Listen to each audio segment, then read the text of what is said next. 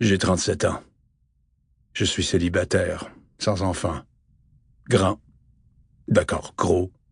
Séduisant si j'en crois les anges déchus avec lesquels je partage parfois les tristes heures du happy hour. Dans le style boxeur poids lourd qui a perdu plus de combats qu'il n'en a gagné. Assez intelligent pour obtenir une bourse de journalisme à l'université, à l'époque où je me contentais d'écrire sur les morts violentes avant de les voir. Mon parcours aurait quand même pu être différent. Un autre genre de travail. Une thérapie pour apprendre à mieux gérer la colère, des réunions AA. Il aurait pu y avoir une famille. Pourquoi sacrifier ce que les autres appellent les meilleures années de leur vie à essayer de retrouver des inconnus qui s'avèrent invariablement morts de toute manière? Parce que j'ai vu des choses que personne ne devrait jamais voir. Parce que je suis un homme taillé dans la mauvaise humeur et les mauvaises habitudes. Au nez cassé, victime de commotion cérébrale, et sans rien ni personne à perdre. Si je continue ce petit jeu plus longtemps que nécessaire, ce qui est sans doute déjà fait. Parce qu'un mort m'a fait un cadeau quand j'étais enfant et que, même si je n'en ai jamais voulu, j'ai besoin de découvrir pourquoi. Parle-moi de la victime, je demande. Je garde les yeux rivés sur Fernandez, en espérant qu'elle me réponde. Assise de l'autre côté de la table, dans l'espace à 4 places de l'avion, douchée et bien mise, même si elle a été tirée du sommeil à peine quelques minutes avant moi. En pensant au moment de son réveil, je ne peux pas m'empêcher d'imaginer son lit, la couleur de ses draps, les boucles sombres qui s'enroulent sur l'oreiller, son nez épaté et lisse, les narines qui s'élargissent comme chaque fois qu'elle est concentrée, un détail dont je ne suis même pas sûr qu'elle soit consciente. Ces petits ronflements ont sans doute l'odeur du pain frais. Aliyah Jackson, 27 ans.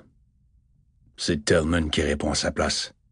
Lui n'a pas l'air d'avoir pris sa douche. Ses traits d'étudiant, la forte mâchoire, les bonnes dents et les fossettes de fils à papa qui font fondre les serveuses quand il commande un énième thé glacé, commencent à montrer des signes du temps qui passe. Joues potelées et sourcils qui se rejoignent en tentacules gris. Et bien que la couleur de ses draps ne m'intéresse pas du tout, je sais que son haleine ne sent pas le pain parce que je peux la respirer d'où je suis, à 2 mètres de lui. Femme de chambre au Hilton, 6 jours par semaine. Il commence tôt dans les hôtels, donc c'était son jour de congé.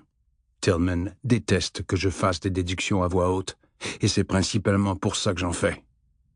Normalement, elle emmène son enfant, Jalen, à l'école, puis elle fait les courses, le lavage, tout ça.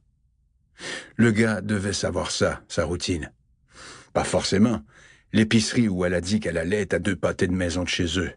Une attaque au hasard est possible. Ou elle a juste décidé de pas rentrer. Je pense pas, dit Fernandez. Pourquoi? C'est une mère. Tout indique que c'est une bonne mère. Les bonnes mères rentrent. L'avion entame déjà sa descente.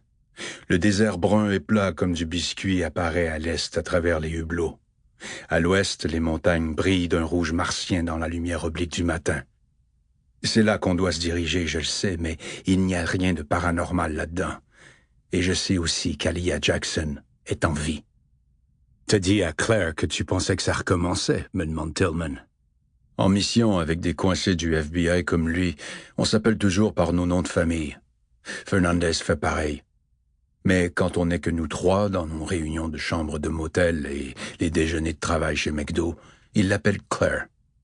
Parce qu'on forme une équipe, parce que mes compétences sont meilleures quand on me met à l'aise.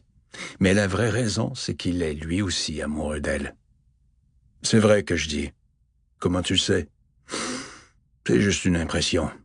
OK.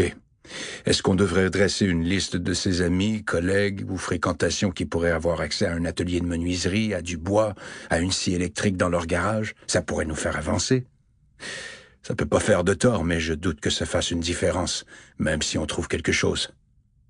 Parce qu'ils diront rien. Parce qu'il sera trop tard. On reste tous les 3 muets pendant un moment. C'est tellement proche, finit par dire Fernandez, en tendant la main pour prendre son café. Colorado Springs, tu penses... Pour continuer à écouter ce livre audio gratuitement, cliquez sur le lien dans la description et vous pourrez l'écouter en entier sans frais grâce à l'essai de 30 jours d'Audible.